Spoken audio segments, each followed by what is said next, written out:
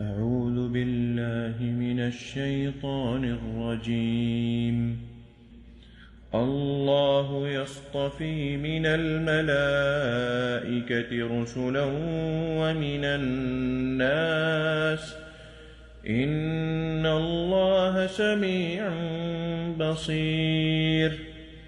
يعلم ما بين أيديهم وما خلفهم وإلى الله ترجع الأمور. يا أيها الذين آمنوا اركعوا واسجدوا واعبدوا ربكم وافعلوا الخير لعلكم تفلحون. آگے اللہ تعالیٰ فرماتے ہیں اللہ یصطفی من الملائکۃ رسلا ومن الناس.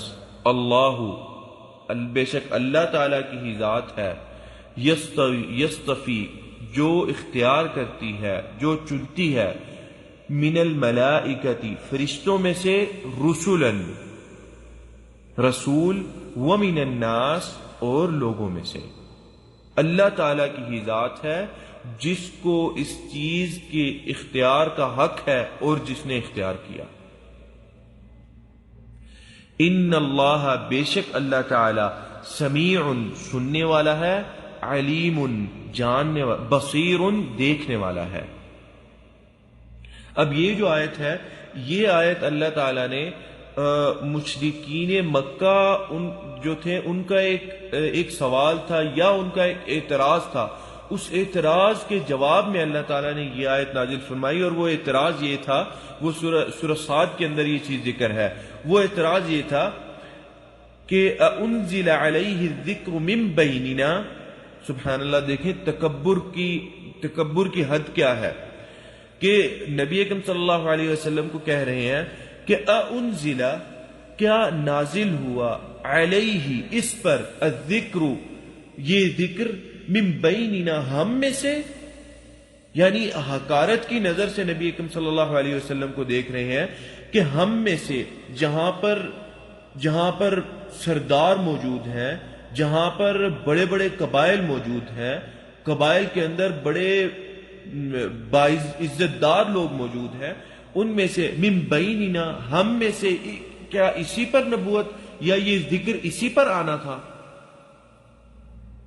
آگے اللہ کہتے ہیں بل ہم فی شک من ذکری، بلکہ وہ میرے اس ذکر کے بارے میں شک میں مبتلا ہے.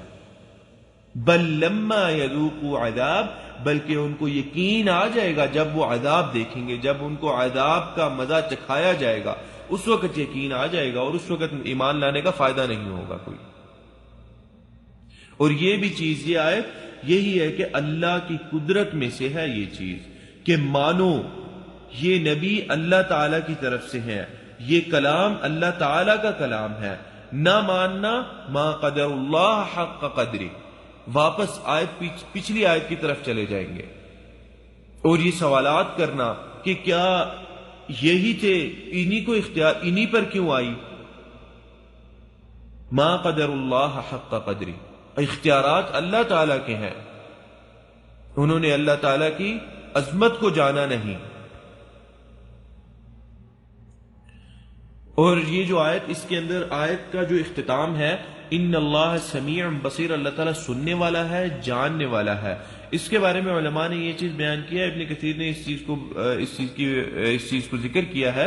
کہتے ہیں کہ اللہ تعالیٰ حالات کو دیکھتا ہے اور سنتا ہے، اور اللہ تعالیٰ کو بخوبی علم ہے کہ کون اس دنیا کے اندر، اگر میں یہ نبوت دینا چاہوں تو کون حقدار ہے. اللہ تعالیٰ سنتا ہے، اللہ تعالیٰ دیکھتا ہے. یہ نہ سمجھو کہ علم تو تمہیں تھا اور جانتے تم تھے، دیکھتے تم تھے. نہیں، اللہ تعالیٰ تو دلوں کے بھیدوں کو جانتا ہے.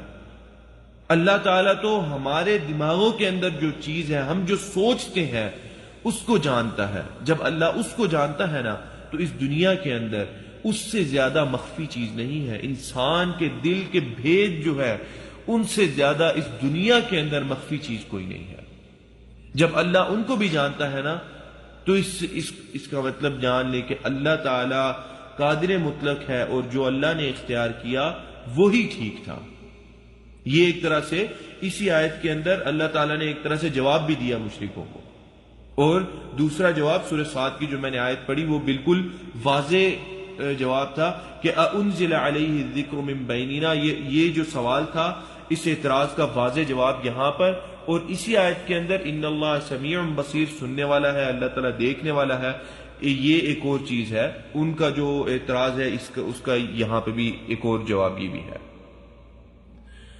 آگے اللہ فرماتے ہیں یعلم ما بین ایدیہم، یعلم وہ جانتا ہے، ما بین ایدیہم جو ان کے سامنے ہے یا جو انہوں نے کیا، وما خلفہم جو وما اور وہ جو خلفہم جو انہوں نے پیچھے گزارا، جو ان کے پیچھے ہے۔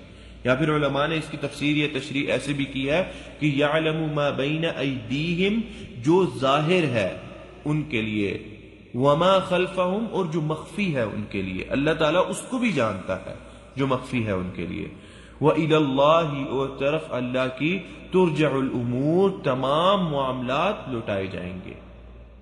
آگے اللہ تعالیٰ ایک ہمارے لیے ایک سبق سا بیان کر رہے ہیں کہ اچھا ان تمام بحثوں سے ہٹ کے اللہ پہ یقین رکھو اور نبی جو بھیجے ہیں ان کی تعلیمات پر عمل کرو، اور عمل پیرا ہوتے ہوئے یہ اس چیز کو ذہن میں رکھو کہ یا ایھا الذین آمنوا، اے لوگو جو ایمان لائے ہو، ارکعوا رکوع کرو، واسجدوا اور سجدہ کرو، واعبدوا ربکم اور اپنے رب کی عبادت کرو، وافعلوا الخیر اور خیر کا معاملہ کرو یا خیر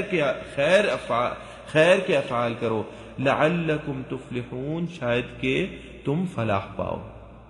ایک اللہ تعالیٰ نے اس ساری بحث کے بعد ایک اللہ تعالیٰ نے ہمیں ثمر یا ایک چیز بتا دی کہ اچھا یہ کرو گے تو تمہارے لیے اس میں نجات ہے اور بچ جاؤ گے تم۔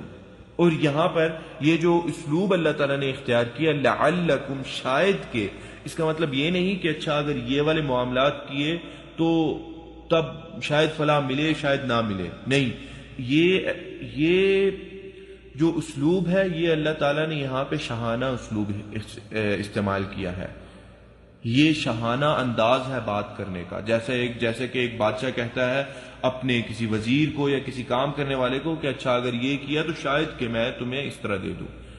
تو اس سے مراد اس کا مطلب یہ ہے کہ ہاں وہ دے گا، کیونکہ جب وہ اپنے وزیر کو مایوس کرے گا تو وزیر اس کو چھوڑ دے گا یا وزیر کے دل کے اندر قدر کم ہوگی۔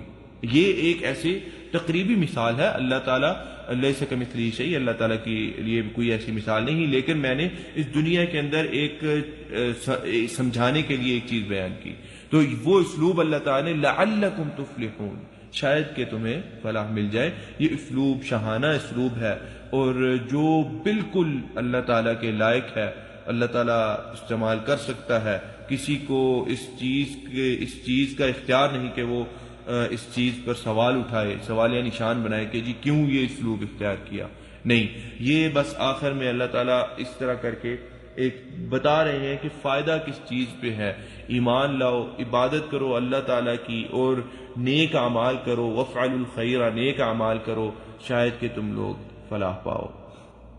اللہ تعالیٰ سے دعا ہے کہ جو کہا اور جو سنا اللہ تعالیٰ اس پر ہمیں عمل کرنے کی توفیق عطا فرمائے، اللہ تعالیٰ ہمیں اپنی قدرت کی اور اپنی ذات کی اللہ تعالیٰ ہمیں عظمت کرنے کی توفیق عطا فرمائے، ہم اللہ کی عظمت اور قدر اسی انداز سے کریں جس انداز سے اللہ تعالیٰ چاہتا ہے، تاکہ ہم ان لوگوں میں نہ ہوں جن سے پھر یہ سوال کر دیا جائے کہ ما قدر اللہ حق قدری، کہ اللہ کی قدر اس انداز سے نہیں کی جو حق تھا اس کا کرنے کا۔